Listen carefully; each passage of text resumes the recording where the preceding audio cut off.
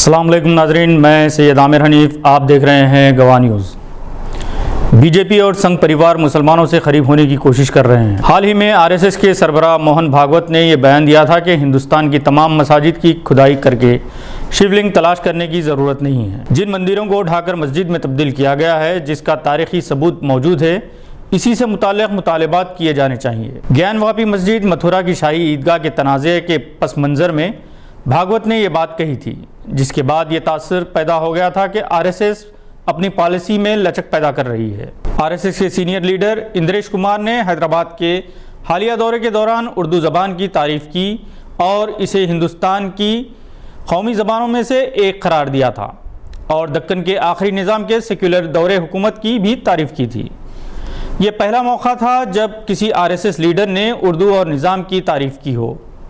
دوسری طرف B J پی مسلسل اردو اور نظام کے خلاف اشتعال انگیز بیانات جاری کرتی رہی ہے۔ ایک ٹی وی چینل پر مباحث کے دوران شان رسالت مآب صلی اللہ علیہ وسلم میں گستاخانہ ریمارکس پر قومی اور بین الاقوامی سطح پر جس طرح سے غم و غصے کی لہر دوڑی، جس طرح سے عرب ممالک کی جانب سے ہندوستانی ایشیا کے بائیکاٹ کا اعلان کیا گیا اور ہندوستانی سفیروں کو طلب کر کے ہندوستان کی پالیسی سے متعلق وضاحت طلب کی گئی، جس کے بعد بی جے پی اعلیٰ قیادت کو کسی قدر ہوش آیا اور اس نے بی جے پی کے قومی ترجمان نپور شرما اور ایک اور گستاخ B J P leader Jindal کو پارٹی کی ابتدائی رکنیت سے معطل کرتے ہوئے یہ بیان جاری کیا کہ بی جے پی کسی بھی مذہب اور اس کے پیشواؤں کے توہین کے خلاف ہے۔ یہاں یہ بات قابل ذکر ہے کہ عرب ممالک نے ہندوستان سے ہمیشہ اپنے تعلقات کو خوشگوار بنائے رکھا۔ گجرات فسادات سے لے کر آج تک کے واقعات کے باوجود بیشتر عرب ممالک نے وزیر اعظم مودی کو اپنے ملک کے سب سے باوقار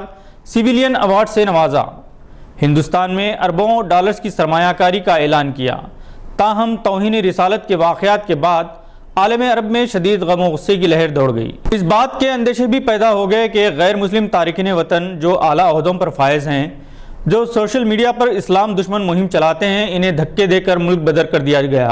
متحدہ عرب امارات کی شہزادی شیخہ ہند بنت فیصل الخثیمی نے عرب ممالک میں مقیم غیر مسلم تارکین وطن کی اشتعال انگیزی کے خلاف زبردست مہم چلائی تھی، اور ان کی کاوشوں کی بدولت ہندوستان کے ایک نیشنل ٹی وی چینل کے مسلم دشمن اینکر کو دبئی چیمبر آف کامرس کے پروگرام میں شرکت کی اجازت نہیں دی۔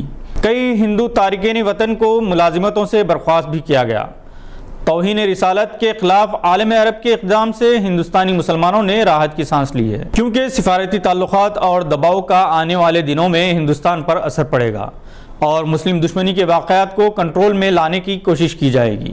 اسی دوران بی جے پی نے مسلم سماج سے تعلق رکھنے والے ایک فرقے کو اپنے سے دور رکھنے کی کوشش شروع کر دی ہے، کیونکہ حالیہ عرصے کے دوران اس فرقے سے تعلق رکھنے والے بعض لالچی مفاد پرست ضمیر فروش عناصر نے جہاں مسلم سماج کو شرمندہ کیا، وہیں بی جے پی کو بھی نقصان پہنچایا۔ وسیم رضوی سے تیاگی بننے والے مفاد پرست کو قرآن میں تحریف اور اس کی اہانت آمیز لب و لہجے کی سزا اسی دنیا میں ہی مل گئی۔ اس نے مذہب بدلا، جس کے فوری بعد اسے جیل کی ہوا کھانی پڑی۔ جس کی دوستی میں وہ جیل پہنچا، اس نے بھی دغا کی اور جیل سے رہا ہونے کے بعد وہ کسی سے ملے بغیر چلا گیا، جس سے ناراض اس کے ہندوتوا ساتھیوں نے اسے ہمیشہ کے لیے کنارہ کشی اختیار کر لی، اور تیاگی نہ گھر کا رہا نہ گھاٹ کا۔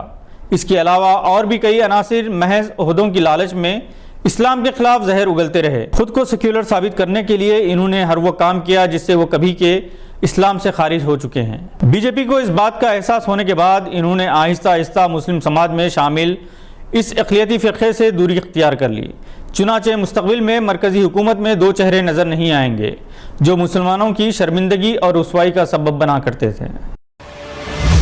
تلنگانہ کے وزیر داخلہ جناب محمد محمود علی نے ایک بار پھر یہ دعویٰ کیا ہے کہ تلنگانہ کی پولیس غیر جانبدار ہے، جس کی بدولت لا اینڈ آرڈر کی صورتحال بہتر ہے۔ جناب محمود علی آج اپنی سرکاری قیامگاہ پر کینیڈا میں مقیم ممتاز حیدرآبادی ماہر اقتصادیات اور سماجی جہدکار جناب سید احمد ضیاء الدین سے بات چیت کر رہے تھے۔ جناب ضیاء الدین، جو سعودی ہالینڈ بینک کے سابق وائس چیئرمین ہیں، ایک طویل عرصے سے کینیڈا میں مقیم ہیں اور یہاں ساز فائنانشیل کنسلٹنٹس کے ذریعے خدمات انجام دے رہے ہیں۔ جناب محمود علی نے حیدرآباد میں پیش آئے حالیہ واقعات کے حوالے سے اس بات پر افسوس کا اظہار کیا کہ والدین کی توجہ اپنی اولاد کی تربیت پر کم ہو گئی ہے۔